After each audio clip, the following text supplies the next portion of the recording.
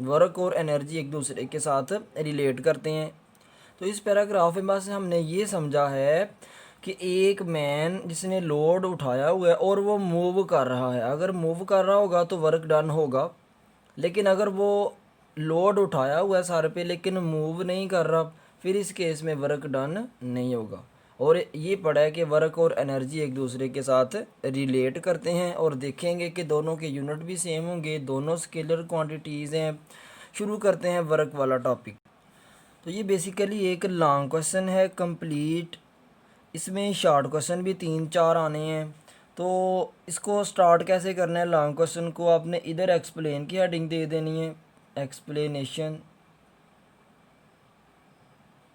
Definition इसकी next page पे है। तो सबसे पहले आपने वो डेफिनेशन राइट करनी है, वो जो नेक्स्ट पेज पे हमने पढ़नी है। फिर एक्सप्लेन की हेडिंग दे के एक ये वाली फिगर आएगी, एक ये फिगर होगी, ये इधर तक एक्सप्लेनेशन में आ जाएगा। ये डेफिनेशन है वर्क की, तो ये पहले डेफिनेशन राइट करेंगे, फिर ये सारा एक्सप्लेन बाद में करना है, ये लिखने का तरीका है। और उधर पिछले पेज पे फोर्स जो है वो हॉरिजॉन्टल लग रही थी, इधर फोर्स जो है वो स्टूडेंट्स इंक्लाइंड लग रही है किसी एंगल के साथ। तो इधर आपने हेडिंग दे देनी है work done by inclined force, work done by inclined force. ये इंक्लाइंड फोर्स की वजह से वर्क डन, एक्सप्लेनेशन में तो हमने यही पढ़ना है ना। तो सबसे पहले वर्क डन को डिफाइन कर लेते हैं। वर्क डन की डेफिनेशन इस फिगर से भी आ जाएगी, प्रीवियस फिगर से भी आ जाएगी, पिछले पेज पे भी वर्क डन की डेफिनेशन लिखी हुई है, ये भी है। तो आपने ये रेड बॉक्स वाली कर लेनी है। क्या डेफिनेशन है पढ़ते हैं। Work is done when a force acting on a body displaces it in the direction of a force. Work कब होता है, जब किसी बॉडी के ऊपर फोर्स लगे और वो बॉडी फोर्स की ही डायरेक्शन में डिस्प्लेसमेंट कवर करे। जैसे इस बॉडी के ऊपर जो टेबल के ऊपर रखी हुई है, इसके ऊपर एक फोर्स लगी, इसने फोर्स की ही डायरेक्शन में, इधर कोई फोर्स लग रही है, फोर्स की ही डायरेक्शन में स्टूडेंट्स इसने डिस्प्लेसमेंट कवर किया हुआ है एस। तो हम कहेंगे इसने कुछ ना कुछ वर्क किया। तो वर्क कब होता है, जब किसी बॉडी के ऊपर फोर्स लगे और बॉडी फोर्स की ही डायरेक्शन में डिस्प्लेसमेंट कवर करे। तो ये डेफिनेशन थी, work is done when a force acting on a body displaces it in the direction of a force. Definition के बाद एमसीक्यू टिक करें, स्टार बनाए हुए हैं। Work is a scalar quantity, work कौन सी क्वांटिटी है, स्केलर। दूसरा शॉर्ट क्वेश्चन, एक तो ये शॉर्ट क्वेश्चन आया ना डेफिनेशन, दूसरा ये कि वर्क कितने फैक्टर्स पे डिपेंड करता है, 3 फैक्टर्स हैं। Force acting on a body, इस फार्मूला से पता चल रहा है वर्क डन फोर्स पे डिपेंड करता है, या इसको स्टूडेंट्स हम कैसे किस पे डिपेंड करता है, पहले ये फार्मूला डिराइव कर लेते हैं, फिर ये डिपेंडेंस और वर्क के यूनिट जूल ये बाद में पढ़ लेते हैं। तो एक्सप्लेनेशन में सबसे पहले वर्क की डेफिनेशन ही लिखी हुई है, आपने भी राइट कर देनी है कि वर्क कब होता है, जब किसी बॉडी के ऊपर फोर्स लगे और वो बॉडी फोर्स की ही डायरेक्शन में डिस्प्लेसमेंट फोर्स की डायरेक्शन में मूव कर दे। तो ये सिंपली डेफिनेशन ही लिखी हुई है। इसके बाद नेचुरली ये एमसीक्यू निकला है ग्रेटर से लेके डन तक, कि जितनी ज़्यादा फोर्स होगी, अगर इस ब्लॉक के ऊपर स्टूडेंट्स ज़्यादा फोर्स लगाएंगे तो ये ज़्यादा तेज़ी से मूव करेगा, ज़्यादा भागेगा। तो यानी ऐसे अगर मैं एक एग्जांपल लूँ, एक व्हीकल है, इसको धक्का लगा रहे हैं, तो जितनी ज़्यादा पुश करेंगे इसको, यानी जितनी ज़्यादा फोर्स लगाएंगे उतनी ये तेज़ी से मूव करेगी। तो फिर ग्रेटर फोर्स होगी तो ग्रेटर मूवमेंट, ज़्यादा मूवमेंट ज़्यादा वर्क होगा। ये भी एमसीक्यू याद कर लें, greater is a force, longer is the distance and larger would be the work done. ज़्यादा फोर्स होगी तो ये ज़्यादा डिस्प्लेसमेंट कवर करेगी और वर्क डन भी ज़्यादा होगा। इसके बाद डेफिनेशन फिर वर्क की आप ये भी राइट कर सकते हैं, नेक्स्ट भी पढ़ ली है। Work is a product of force and displacement. Work क्या है, फोर्स और डिस्प्लेसमेंट की प्रोडक्ट है। और डिस्प्लेसमेंट कंडीशन ये है कि किसकी डायरेक्शन में कवर होना चाहिए, फोर्स की, यानी जिधर को फोर्स लगे डिस्प्लेसमेंट भी उसी डायरेक्शन में कवर होना चाहिए। ठीक है। तो एक वर्क का फार्मूला ये वाला बन जाएगा। एक जब हॉरिजॉन्टल फोर्स लग रही है, इधर आप हेडिंग दे सकते हैं work done by horizontal force, mathematically से ऊपर स्टूडेंट्स आप हेडिंग दे सकते हैं work done by horizontal force. Horizontal force के केस में वर्क का एक ये वाला फार्मूला, एक हमने वर्क का फार्मूला बनाना है जब फोर्स हॉरिजॉन्टल ना हो, इंक्लाइंड हो, तो दो ही फार्मूलाज बनाने हैं एक्सप्लेनेशन में। अब जब फोर्स इंक्लाइंड है फिर वर्क डन का फार्मूला ये वाला है, अब हमने इसको डिराइव करना है। तो स्टूडेंट्स गौर से देखें, जब फोर्स इंक्लाइंड है तो फिर ये टेबल जो है जिसके ऊपर इस हमने ब्लॉक को, इस बॉडी को रखा हुआ है, ये फोर्स फिर टेबल के साथ कुछ ना कुछ एंगल बना रही है ना, उसको हम एंगल थीटा कह रहे हैं।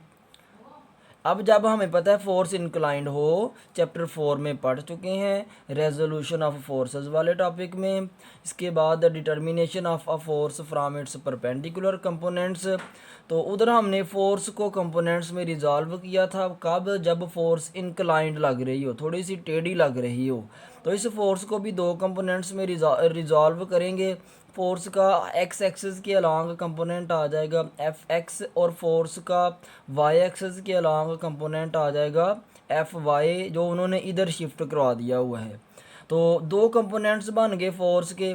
फोर्स तो खुद इंक्लाइंड लग रही थी ना, लेकिन दो कंपोनेंट्स आ गए, एक कंपोनेंट हॉरिजॉन्टल दूसरा वर्टिकल, और ये बॉडी मूव करके इधर आई हुई है जब फोर्स लगी। तो अगर हम दोनों कंपोनेंट्स को देखें तो एक्स वाला कंपोनेंट डिस्प्लेसमेंट की डायरेक्शन में है, जबकि वाई वाला कंपोनेंट तो डिस्प्लेसमेंट के परपेंडिकुलर है। तो फिर वर्क की डेफिनेशन को कौन सा कंपोनेंट फुलफिल कर रहा है, ये वाला कंपोनेंट एफ एक्स, क्योंकि वर्क कब होता है, जब किसी बॉडी के ऊपर फोर्स लगे और वो बॉडी फोर्स की ही डायरेक्शन में डिस्प्लेसमेंट कवर करे।